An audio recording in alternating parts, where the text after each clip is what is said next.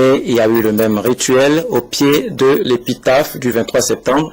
Un geste symbolique, le dépôt de gerbes effectué par le ministre Hadi Otet Ayassor renouvelle la reconnaissance infinie des nouvelles générations à l'endroit de ceux-là qui se sont sacrifiés pour la cause du pays. Gérard Lagoudou, Pierre Soussoupo.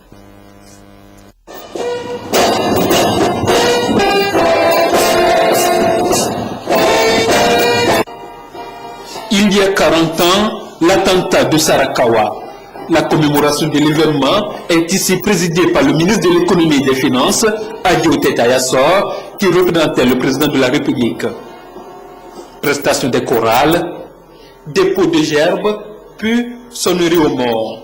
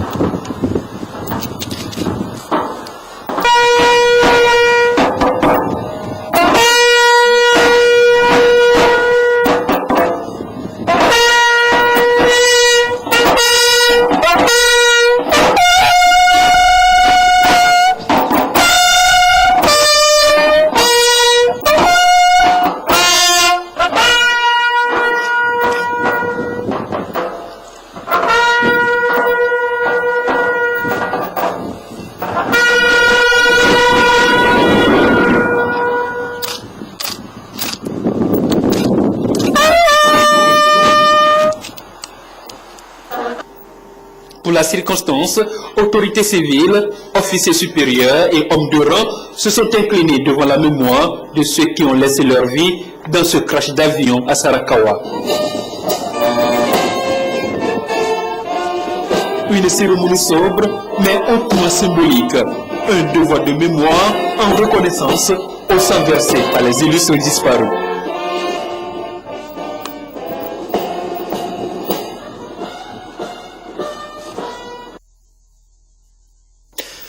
Et pour le repos des âmes de ces illustres disparus, les offices religieux ont été également célébrés ce matin à Lomé. Messe catholique, culte protestant et prières musulmanes ont meublé cette cérémonie religieuse. Arnold Kiliou.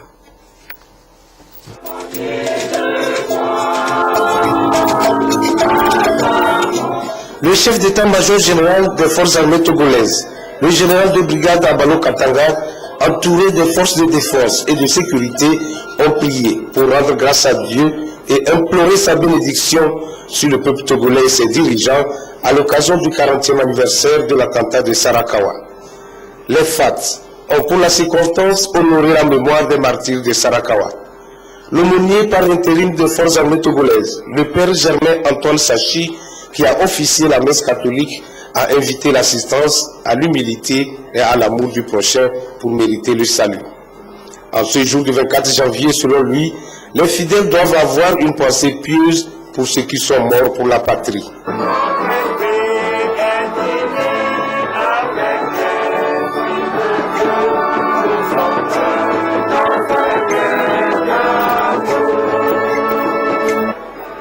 C'est pour les mêmes intentions que les protestants ont aussi prié pour la paix et la réconciliation au Togo.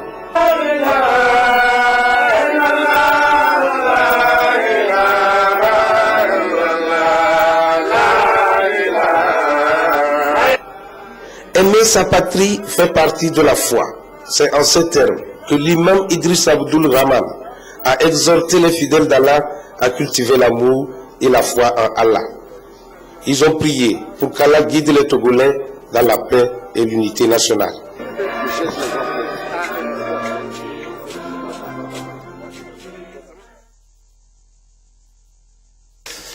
Voilà, on se rend maintenant à Sarakawa sur les lieux du sinistre. Alors je le disais tout à l'heure, le souvenir des martyrs du 24 janvier 1974 a été perpétué ce jour. Aniko, Palako, Nyemenya, Nyandi et tous les autres ont été une fois encore honorés par une cérémonie d'hommage nationale présidée par le chef de l'État.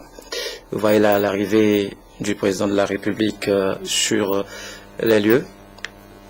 Voilà, c'est l'exécution de l'hymne national. Le président qui s'incline devant le drapeau et maintenant qui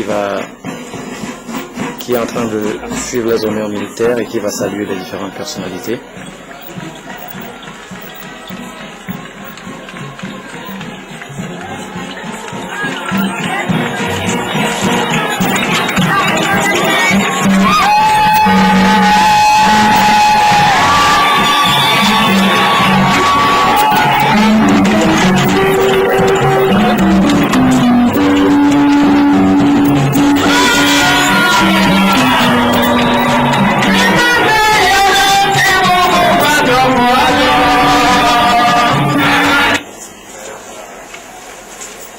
Voilà, maintenant, le président va procéder au dépôt de gerbes en mémoire de tous ces Togolais disparus en ce jour tragique du 24 janvier 1974. Voilà, nous y reviendrons beaucoup plus en détail dans nos prochaines éditions. Les réfugiés ivoiriens qui résident au Togo sur le site d'Avepozo ont reçu mercredi la visite d'une délégation du Front populaire ivoirien. Une rencontre d'échange et de partage d'informations sur les nouvelles réalités sécuritaires en Côte d'Ivoire. C'est un reportage de Prudence Zinsou.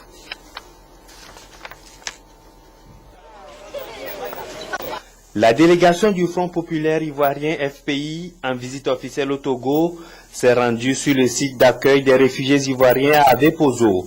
Une action qui s'inscrit dans le cadre de l'application des accords tripartites signés entre le Togo, la Côte d'Ivoire et le HCR en novembre 2011 et relatif au rapatriement volontaire des réfugiés ivoiriens vivant au Togo. L'évolution de la situation sécuritaire politique ont été abordées. Au cours des entretiens, il s'est surtout agi de la nouvelle situation sécuritaire, de l'évolution en termes d'accord entre le Front populaire ivoirien, parti d'opposition, et le gouvernement ivoirien, pour pouvoir arriver à un consensus afin de faciliter le retour en masse des réfugiés ivoiriens qui résident encore ici au Togo. Le processus a commencé, mais il faut toujours continuer. Et je pense que cette rencontre pourra amener les réfugiés à prendre des décisions rationnelles, des décisions objectives, des décisions libres et volontaires par rapport à leur retour en Côte d'Ivoire. À ce jour, 2455 réfugiés ivoiriens vivent encore au Togo.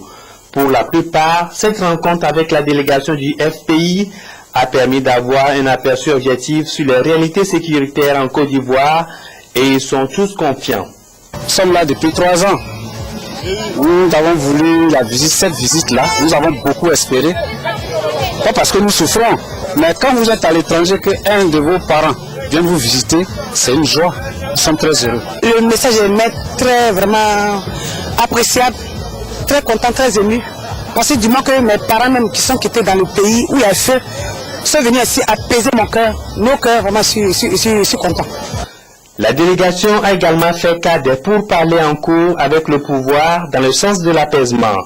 Son chef a exhorté les réfugiés à adopter des comportements dignes et responsables afin d'éviter des incidents sur le site. En attendant, libre choix est laissé à tout réfugié. Partir et regagner le bercail ou rester et vivre comme étranger au Togo. À chacun sa décision.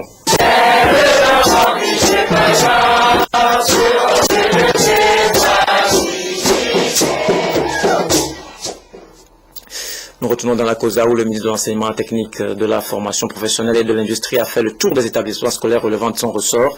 Jeudi, il a rencontré le corps professoral, l'administration et les élèves. Nestor Moussou.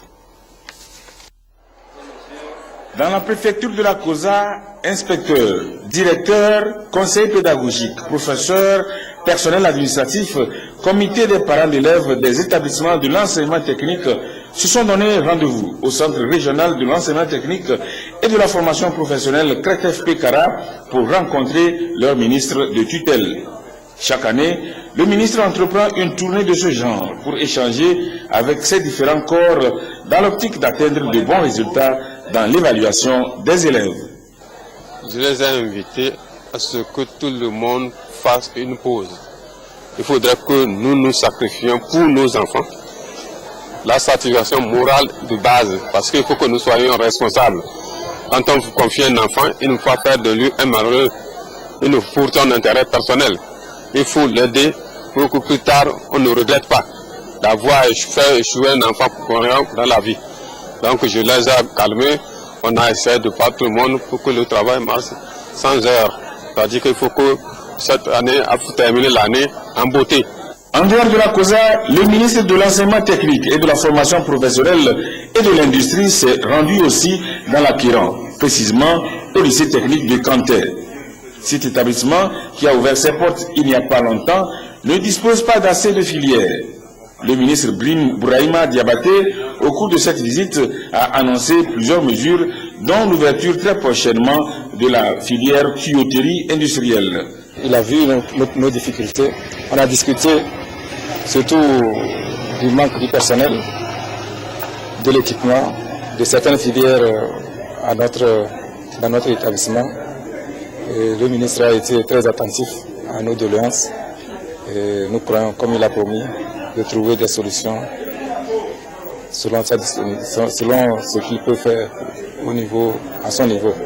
Que ce soit dans la COSA ou dans la Kiran, le ministre de l'Enseignement technique et de la formation professionnelle et de l'industrie a rencontré aussi les élèves. À ceux-ci, il a recommandé la discipline et l'assiduité, vertus qui conditionnent de bons résultats. La coordination des centrales syndicales du Togo a animé un point de presse ce matin à la Bourse du Travail à Lomé. Les 6 centrales se sont expliquées sur les actions entreprises auprès du gouvernement pour faire appliquer le mécanisme d'ajustement automatique et revoir par conséquent à la baisse les prix des produits pétroliers. Félix Sendacha. Au bout de 7 ans, le motocycliste compte ses pièces. Cet argent, il lui en faut jusqu'à 655 francs pour avoir dans son réservoir un litre de super sans plomb. Et pour ceux qui consomment le diesel, il faut 675 francs. Une légère hausse des prix des produits pétroliers annoncée le 15 janvier et qui fait grincer des dents. D'où cette conférence de presse organisée par la coordination des centrales syndicales du Togo. Il se fait que l'augmentation était nécessaire, selon les dires, et que des mesures d'accompagnement sont prévues. Nous avons demandé tout simplement que ces mesures d'accompagnement, pour que nous soyons confiants de ce qu'ils sont en train de dire, que ces mesures d'accompagnement soient rapidement publiées officiellement pour que les travailleurs soient sûrs que ces mesures d'accompagnement seront appliquées. Selon les responsables de la coordination des centrales syndicales du Togo, à savoir la CGCT, la CNTT, la CSTT, le GSA, l'UGSL et l'UNCIT, l'augmentation des prix des produits pétroliers est inopportune, raison pour laquelle ils invitent le gouvernement à prendre des mesures pour amoindrir les effets pervers de la hausse. Avec énergie, Catherine Samba Panza a pris hier le drapeau centrafricain, symbole de son autorité plus que jamais établie sur tout le pays. Mais au-delà des intentions affichées dans sa prestation de serment et dans sa déclaration de prise de pouvoir, d'énormes défis l'attendent. Au siège de l'ex-Assemblée nationale, un moment historique. Avec énergie, Catherine Samba Panza s'empare du drapeau de son pays. Pas de doute, c'est une femme à poigne qui accède officiellement à la présidence de la République centrafricaine. Je jure devant Dieu et devant la nation d'observer scrupuleusement la charte constitutionnelle de transition. Dans la salle, de nombreux invités viennent témoigner de leur soutien à la nouvelle présidente de transition. Un soutien sans doute précieux dont Catherine Samba Panza a besoin pour relever les défis auxquels son pays est actuellement confronté. De nouvelles tensions se font jour, fragilisant le rétablissement de la paix et semant le doute dans le cœur et les esprits des Centrafricains. Des centaines de milliers de compatriotes vivent encore dans des conditions totalement inhumaines. Au cours de l'audience accordée à l'archevêque de Bangui et au chef de la communauté musulmane centrafricaine, François Hollande rend hommage à la nouvelle présidente de transition. Le chef de l'État français considère l'investiture de Catherine Samba-Panza comme un signe d'espoir. D'espoir que la réconciliation va pouvoir s'engager, que la sécurité va pouvoir être progressivement rétablie et que la population va être préservée du drame de la faim ou pire même des exactions. Monseigneur Dieudonné Zapalenga et l'imam Omar Kobiné Layama n'ont pas pu assister à la cérémonie d'investiture de la nouvelle présidente de transition. Les deux hauts responsables religieux centrafricains poursuivent leur tournée en Europe. Une tournée qui vise notamment à faire transformer en mission de l'ONU la mission africaine de soutien à la République centrafricaine. Encore un tour dans la COSA avec l'inauguration d'un nouveau marché. Un an après l'incendie qui a ravagé l'ancien site, les ministres Nissa Union Femmes et Bernadette Lexim Balouki ont procédé à l'inauguration. Pendant 2 semaines, comme malheur a frappé la ville de Kara. Un incendie a ravagé le marché central, laissant ainsi commerçants et commerçantes dans la désolation totale. Aujourd'hui, ces victimes ont trouvé le sourire aux lèvres avec l'inauguration d'un nouveau marché délocalisé. Les travaux de construction ont démarré le 7 mars 2013 avec le premier coup de pioche et ont abouti à ce joli joyau moderne grâce au génie des entreprises GER et Centraux sous la supervision du ministère des Travaux publics. Le site de Lomé a été entièrement réalisé et mis à la disposition des commerçants d'Adaolato. Aujourd'hui, c'est au tour des commerçants et commerçantes de Kara de bénéficier d'un nouvel ouvrage. Les travaux ont été réalisés sur une superficie de 32 000 m², dont 18 000 pour les hangars et 9 000 pour les conteneurs boutiques. Ils ont porté essentiellement sur la construction de 52 hangars de 7 mètres x 10, 100 conteneurs aménagés en boutique, un bâtiment administratif, 4 blocs latrines de 6 cabines chacun, 4 magasins de stockage de marchandises, 4 points d'eau, une bâche à eau de 120 m3 et la clôture ainsi que des portes. Je ne saurais terminer mon propos sans adresser mes sincères remerciements.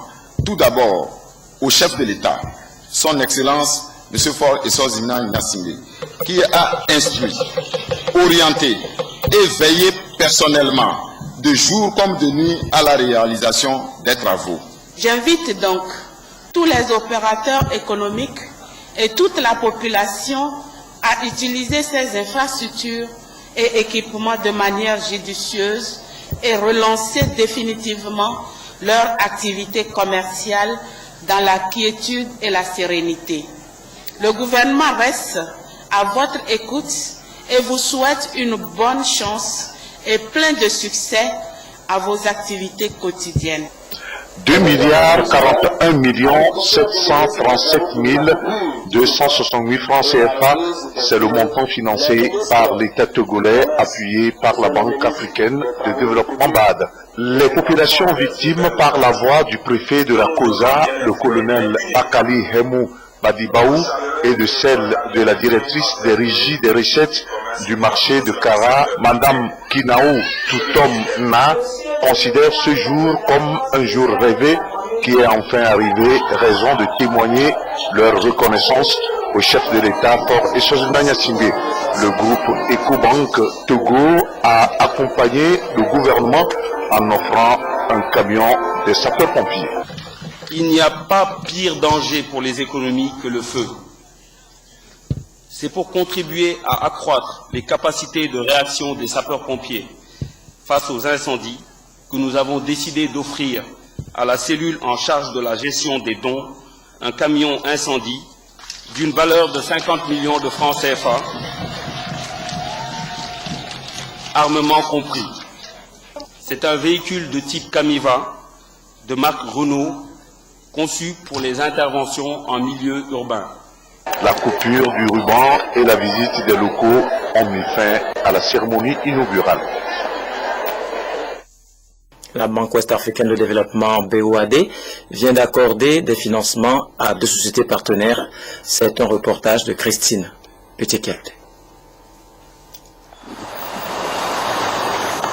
2 contrats de prêt signés entre la Banque ouest-africaine de développement BOAD, la BAO Côte d'Ivoire et CAFO Guinée au Mali, une institution mutualiste d'épargne. Par ces signatures, la BOAD met respectivement à la disposition de ces deux institutions des fonds d'un montant de 10 milliards et 3 milliards 500 millions de francs CFA. Les 10 milliards vont aider la BAO Côte d'Ivoire à renforcer sa capacité d'intervention en faveur des acteurs économiques de l'UEMOA. Quant à la mutuelle CAFO Guinée, il sera question d'intensifier ses actions dans le refinancement de projets d'investissement agricole au Mali. Nous avons eu besoin donc de renforcer nos fonds propres, de manière simplifiée, d'avoir plus de capital ou de quasi-capital. Et donc la facilité qui nous est octroyée nous permet justement de pouvoir renforcer ces fonds propres-là et contribuer, comme je l'ai dit, donc à continuer à développer donc l'économie ivoirienne. On associe tout ça pour beaucoup donc à la relance de l'économie ivoirienne qui nécessite justement beaucoup d'investissements. Ce financement dont nous venons de bénéficier auprès de la BOAD est un financement qui doit nous permettre d'augmenter considérablement les ressources stables que nous avons à notre niveau. Et ces ressources stables-là sont très importantes du fait que c'est des ressources qui nous permettent bien sûr de pouvoir également développer les crédits à moyen et long terme. Et à la matière, c'est le secteur agricole qui sera concerné de notre côté. Ces deux prêts confirment la détermination de la BOAD à soutenir le secteur agricole et à œuvrer en faveur du développement de la microfinance qui, selon le vice-président de l'institution, reste confronté à des difficultés dans la sous-région. En décidant d'octroyer à la BAO Côte d'Ivoire un prêt subordonné d'un montant de 10 milliards de francs CFA, destiné au renforcement de ses fonds propres, la Banque ouest-africaine de développement participe au renforcement des ressources stables des institutions financières nationales des pays de l'UEMOA en vue du financement du secteur privé, notamment PME. Il est utile de noter que la BOAD a fondé sa décision sur l'évaluation concluante de CAFO Guinée. Ce prêt constitue ainsi un canal de choix pour la BOAD pour atteindre le monde agricole au regard de l'étendue du réseau et de l'expérience accumulée par l'institution depuis sa création. Le concours de 10 milliards porte ainsi le niveau des financements de la BOAD en faveur du secteur privé de la Côte d'Ivoire à 259 milliards 705 millions. Quant au Mali, les 3 milliards 500 millions portent à 88 milliards 786 millions l'engagement de l'institution en faveur de son secteur privé. Dans le souci de promouvoir le secteur privé, porteur de croissance dans la sous-région, la BIDC vient de financer deux institutions. La Banque malienne de solidarité pour 5 milliards de francs CFA et la société CSL Énergie Solutions pour plus de 2 milliards de francs CFA. Eden Soussoupo. 7 milliards 300 millions de francs CFA. C'est le montant global déboursé par la BIDC pour soutenir des institutions de la sous-région. Il s'agit de la Banque malienne de solidarité qui vient de bénéficier d'une ligne de crédit de 5 milliards de francs CFA destinée au refinancement des PME-PMI et de la société SCL Énergie Solutions qui a reçu un financement partiel de 2 milliards 300 millions de francs CFA pour un projet d'électrification rurale de Mbour au Sénégal. Au Sénégal, le pays étant divisé en plusieurs concessions, donc des zones rurales, l'État a préféré s'appuyer sur le privé pour essayer de développer, pousser le plus long possible les ouvrages, les lignes d'électricité pour se rapprocher de la population.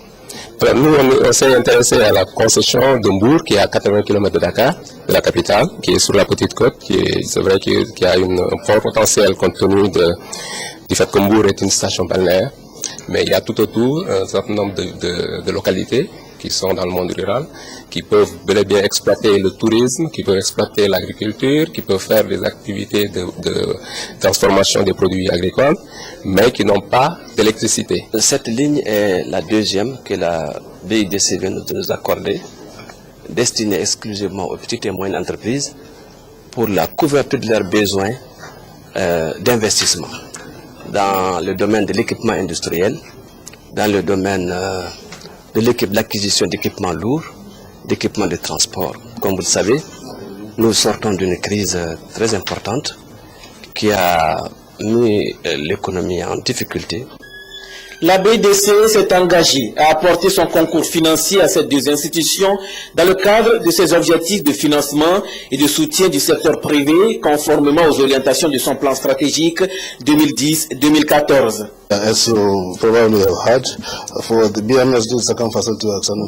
Croyons fermement que ceci va aller très bien parce que, comme je vous l'ai dit, ils participent au développement économique, ils assistent le PME, ils financent les femmes du marché, les jeunes, et participent également à la création d'emplois au Mali, donc de façon générale au développement économique.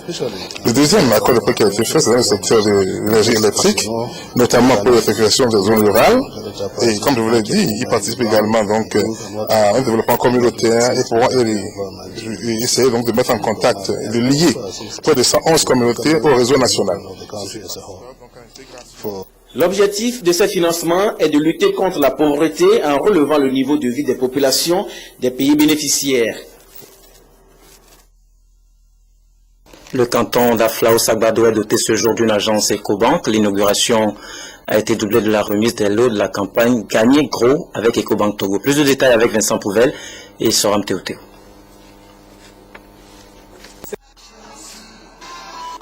Au nombre des infrastructures nécessaires au développement d'un milieu, il y a les banques. Les populations du canton d'Aflao-Sagbado et de ses environs peuvent se réjouir de l'implantation de l'agence d'Ecobank dans leur localité. Elle est sise en bordure de la route Lomé-Palimé. Nous sommes en ligne droite avec cette décision de nos autorités monétaires qui sont en train d'encourager la bancarisation. On ne peut parler de bancarisation si on n'est pas proche de la population. Et c'est dans cet ordre d'idée que nous avons voulu étendre notre réseau et venir jusqu'à Aflao-Sagbado. À part les produits classiques que vous connaissez déjà, les comptes d'épargne, les comptes de chèques, les comptes de dépôt à terme, tout ce qui est produit de transfert et transfert rapide, le produit phare de Ecobank, Western Union, MoneyGram que nous allons démarrer bientôt et Wari. Et nous avons très prochainement pour notre clientèle, nous avons le produit épargne logement. Le produit épargne logement qui permettra aux clients d'épargner comme le nom l'indique et de pouvoir prétendre à faire un crédit pour l'immobilier plus tard. Le président du conseil d'administration a présenté la stratégie de promotion de la bancarisation en faveur d'Ecobank. Elle est toute simple, rapprocher la banque du client. C'est donc la 24e agence qui s'ouvre ce jour, dont 17 à Lomé, avec au total 53 guichets automatiques sur l'ensemble du territoire. La directrice de l'économie a félicité les responsables d'Ecobank et les a exhortés à diversifier leurs offres tout en innovant. Ce fut également la fin du suspense pour les participants à la tombola Gagner Gros avec Ecobank de juin à décembre 2013. Les heureux gagnants ont été primés. Le gros lot, une voiture 4x4 d'une valeur de 29 500 000 francs CFA, a été enlevé par les établissements DO. Je suis très content d'avoir gagné ce prix d'Ecobank et aujourd'hui c'est pour moi un honneur parce que ça fait entre 5 et 10 ans que je suis client d'Ecobank. D'autres sont repartis avec des tablettes, des smartphones, des bons d'abonnement de 1 an sur Canal+. Avec le Fonds national de la finance inclusive à travers lequel le gouvernement veut apporter un souffle nouveau aux populations vulnérables, on peut dire que les responsables de Ecobank ont vu juste en s'implantant dans un canton comme Aflao-Sagbado. Quelques communiqués pour finir. Le programme de volontariat, le programme de promotion du volontariat national du Togo, initié par le gouvernement et mis en œuvre par le ministère du Développement à la base de l'artisanat, de la jeunesse et de l'emploi des jeunes, recrute dans le cadre de l'opérationnalisation du nouveau volet dédié aux jeunes, déscolarisés et démiscolarisés, 36 agents à raison de 12 chargés de recrutement et de la formation, 12 chargés de mobilisation et de gestion des partenaires, et de 12 chargés du suivi, accompagnement et d'orientation. Les termes de référence sont à retirer dans les locaux de la coordination du Provonat au cabinet du ministère du Développement à la base de l'artisanat, de la jeunesse et de l'emploi des jeunes auprès des centres régionaux du volontariat et dans les directions régionales du développement et de l'aménagement du territoire auprès des points focaux du ministère du Développement à la base de l'artisanat, de la jeunesse et de l'emploi des jeunes. La date limite du dépôt des dossiers de candidature est fixée au vendredi 7 février 2014 à 17 h au siège du Provenat à Lomé. Le ministre du Développement, à la base de l'artisanat, de la jeunesse et de l'emploi des jeunes, communique.